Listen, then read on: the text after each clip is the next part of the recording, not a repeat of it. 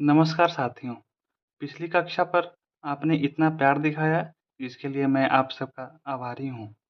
पिछली कक्षा में हम जान चुके थे कि प्रतिशत का वास्तविक अर्थ क्या होता है, फ्रैक्शन को परसेंटेज में कैसे चेंज करते हैं, परसेंटेज को कैसे फ्रैक्शन में चेंज करते हैं और कुछ फंडामेंटल फ्रैक्शंस को भी हमने याद किया था। उन सभी फंडामेंटल फ्रैक्शंस का उपयोग करके हम आज कुछ और नया सीखेंगे, जिन्हें डिराइव्ड फ्रैक्शन भी कहते हैं। यदि आप सबने पिछली कक्षा नहीं देखी है, तो सबसे पहले आप क्लास 1 जाकर देखें, नहीं तो आपको यह लेक्चर समझने में थोड़ी दिक्कत आ सकती है। जैसा कि हम कल जान चुके हैं कि 1/2 का मतलब क्या होता है, 1/3 का मतलब क्या होता है, इन्हीं सब का यूज़ करके आज हम कुछ नई चीज़ सीखेंगे। जैसे कि कहीं परीक्षा में आ जाए कि 3/4 का मतलब क्या होता है? इसका बेसिक हम सीख चुके हैं कि 100 से गुणा करके कैसे हम इसको परसेंटेज वैल्यू में निकालेंगे, लेकिन कुछ नया सीखेंगे। देखिए कैसे? 3/4 को हम 3 गुणे 1/4 लिख सकते हैं? तो आपका जवाब होगा हाँ, बिल्कुल लिख सकते हैं। अब याद करिए पिछली कक्षा में मैंने आपको बताया था कि 1/4 का परसेंटेज वैल्यू क्या होता है? 1/4 का मतलब होता है 25%, ठीक? तो क्या इसको हम 3 गुणे 25% लिख सकते हैं? तो आपका जवाब होगा कि जी हाँ, बिल्कुल लिख सकते हैं। यानी कि क्या हो जाएगा 75%। तो यहाँ से हम ये बोल सकते हैं कि 3/4 फ्रैक्शन का परसेंटेज वैल्यू क्या होगा 75%। ठीक ठीक उसी प्रकार से कोई बोले कि 2/5 का मतलब बताइए आप क्या होगा। 2/5 का मतलब बताइए आप क्या होगा। 2/5 को हम क्या लिख सकते हैं, 2 गुणे 1/5। ठीक, अब देखिए 1/5 का मतलब मैं आपको क्या बता चुका हूँ। पिछली कक्षा में मैंने आपको बताया था कि 1/5 का मतलब होता है 20%। तो इसको हम क्या लिख सकते हैं, 2 गुणे 20%। क्यों लिखा मैंने? 2 को 2 रहने दिया और 1/5 का मतलब होता है 20%। तो 20 दूनी 40%। तो इसका सीधा मतलब यह हुआ कि 2/5 फ्रैक्शन का परसेंटेज वैल्यू है 40%। 2/5 का मतलब क्या हुआ 40%। ठीक उसी प्रकार से कोई बोले 3/8, कोई बोल दे कि 3/8 का मतलब क्या होता है, इसको हम 3 गुणे 1/8 लिख सकते हैं। अब जल्दी से आप बताएं कि 1/8 का वैल्यू क्या होता है। 1/8 का मतलब होता है 12.5%। तो इसको 3 गुणे 12.5% लिख सकते हैं ऐसे। अब 3 गुणे 12 मतलब क्या, देखिए कैसे गुणा करते हैं। 12.5 है तो पहले 12 को 3 से गुणा करिए, 12 3 36। ठीक, और ये 0.5 का मतलब आधा होता है। आधा गुणे 3 करेंगे तो 1.5 डेढ़ हो जाएगा। तो 36 और डेढ़ कितना हो जाएगा 37.5%। इसको हम क्या लिख सकते हैं 37 सही 1/2% या 37.5% लिख सकते हैं। ठीक है, तो 3/8 इम्पोर्टेंट है, इसको आप कभी नहीं भूलेंगे। इसका मतलब क्या होता है 37.5%। ठीक, चलिए इसके बाद हम कल सीखे थे कि 1/3 का मतलब क्या होता है 33 सही 1/3%। उसी प्रकार देखिए 2/3 का मतलब क्या हो जाएगा, 2 गुणे 1/3। 2 को 2 रहने दीजिए। 1/3 का मतलब क्या होता है 33 सही 1/3%। ठीक है, अब देखिए 33 दूनी 66, 2 से यहाँ 66 सही 2/3%। या इसी को हम क्या लिख सकते हैं 66.66%। ठीक है, अब देखिए कैसे हम सीख सकते हैं 5/6।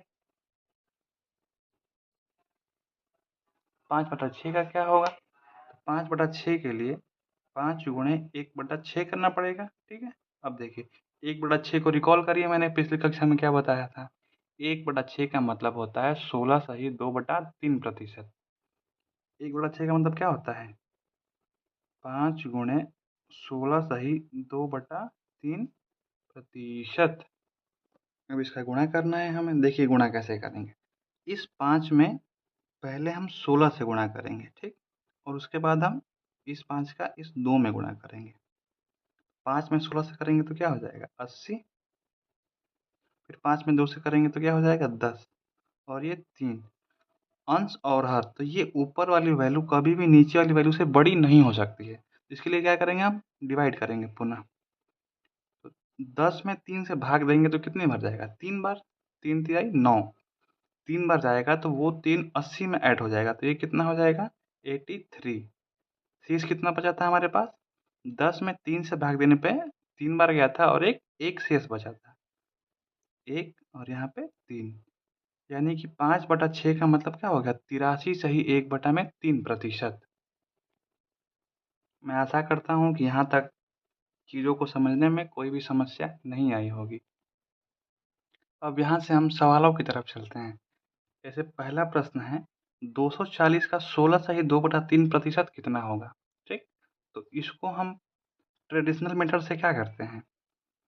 240 का मतलब गुणा, इसको सॉल्व करने का तरीका है कि 3 में 16 से गुणा करिए, जो आए उसमें 2 जोड़ दीजिए। देखिए कैसे, 16 तिया 48, 48 और 2 50, 50 बटा में 3, ठीक है? इसका मतलब तो ये हो गया। और मैंने आपको नोट दूसरा लिखवाया था कि परसेंटेज हटाने के लिए क्या करते हैं? 100 से डिवाइड करते हैं, तो डिवाइड बाई 100 हो जाएगा। अब देखिए कैसे, एक जीरो से ये एक जीरो कट जाएगा और ये दूसरे जीरो से दूसरे जीरो कट जाएगा, ठीक? अब 3 से कटेगा, 3 एकम 3, 3 अट्ठे 24, 5 अट्ठे 40। क्या उत्तर आया? 40। लेकिन हमको इतना लंबा नहीं करना है क्योंकि हमने सीखा है कुछ नया। ये देख के आपके दिमाग में कुछ घंटी बजनी चाहिए। इसका मतलब क्या होता है? 16 सही 2/3% का मतलब ही होता है 1/6। तो हम सीधा सीधा यहाँ पे क्या करेंगे? 240 का इसका फ्रैक्शन वैल्यू 1/6, ठीक है? घटा दीजिए, 6 कम 6, 6 चौक 24 और एक जीरो, कितना आ गया? 40। उतने देर से जो हम सीख रहे थे उसका यही परिणाम निकलता है कि हमको इतना लंबा नहीं करना पड़ेगा, इतने शॉर्ट में ही हो जाएगा, ठीक? आइए अब अगला सवाल देखते हैं। 192 का 12.5%। तो 12.5% देख के आपको याद आना चाहिए कि इसका फ्रैक्शन वैल्यू क्या होता है? 1/, बोलिए बोलिए, हाँ 8 होता है, ठीक है? फिर वही करेंगे हम, 192 गुणे 1/8। अब इसको काटना है, सबसे बड़ी बात तो काटने वाली है। देखो कैसे, 8 के बाड़ा में एक बार, इसको देखो 8 दूनी 16, 3 हासिल बचा और तीनों तो 32 हो गया, यानी कि 8 चौके 32। तो कितना आ गया? 24। सिंपल। 192 का 12.5% कितना होगा? 24 होगा। आइए एक और सवाल देखते हैं। सबसे पहले आप वीडियो को रोकेंगे और इस सवाल को अपने आप करेंगे, ठीक है? देखिए अब मैं करवाता हूँ। 750 का 60% निकालना है। अब तो मैंने कल आपको 60% का कुछ बताया नहीं था, लेकिन 20% का बताया था मैंने। और ये 20% का कितना गुना है? 3 गुना है। 60% को हम क्या लिख सकते हैं? 20% इंटू 3 लिख सकते हैं। और 20% का क्या होता है? बोलिए। 1/, हाँ 5, और ये गुणे 3 है, तो ये कितना हो गया? 3/5, यानी कि 60% की फ्रैक्शन वैल्यू कितने आए? 3/5। ये याद रखना है आपको।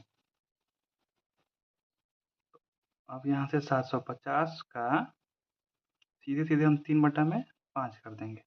अब कटाएंगे, 5 के पावर में 75 कई बार में आता है? 15 बार में। 15 5 से 75 और एक जीरो है।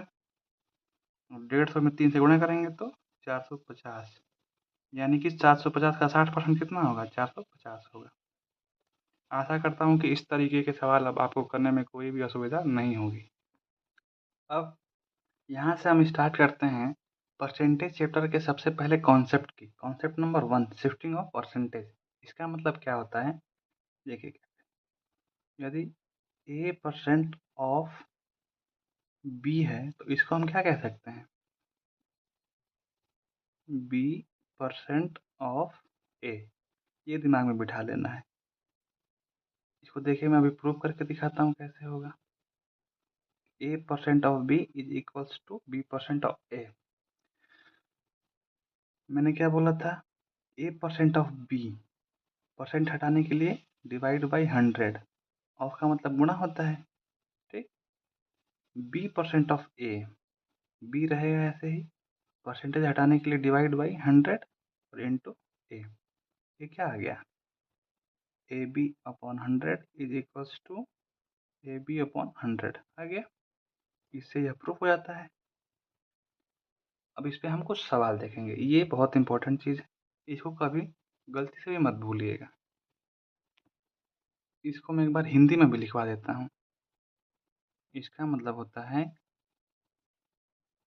A का B% बराबर B का A%। कैसे होगा?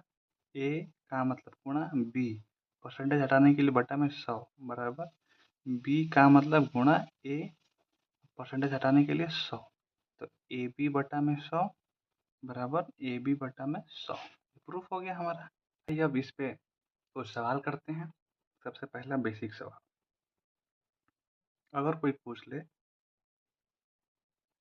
50 का 38% क्या होगा? ठीक है, 50 का 38% क्या होगा? तो हम बचपन से मेथड 1 जो पढ़ते आ रहे हैं, क्या पढ़ते आ रहे हैं? 50 गुणे 38 बटा में 100, इसको घटाएंगे 50 एकम 50, 50 दूनी 100, 2 से 19। कितना आंसर आया? 19। लेकिन हमको अब ये तरीका नहीं अपनाना है। हमको करना क्या है, हम शिफ्टिंग ऑफ परसेंटेज पढ़ चुके हैं, यानी कि 50 का 38% जो है वो एकदम बराबर होगा 38 का 50% के। परसेंटेज इसको हम यहाँ या इसको यहाँ कर सकते हैं, तो 50 का 38% बराबर होगा 38 के 50% से। अब इसको करने का फ़ायदा क्या होगा हमको? ये 50% का फ्रैक्शन वैल्यू हमको पता है, क्या होता है? 1/2। ठीक, तो 38 का 1/2 सीधे निकाल लेंगे, कितना आ जाएगा? 19। यहाँ से भी सेम उत्तर आना चाहिए आपका। इसी तरह से एक और सवाल देखते हैं। कोई बोल दे 33 सही 1/3 का 57%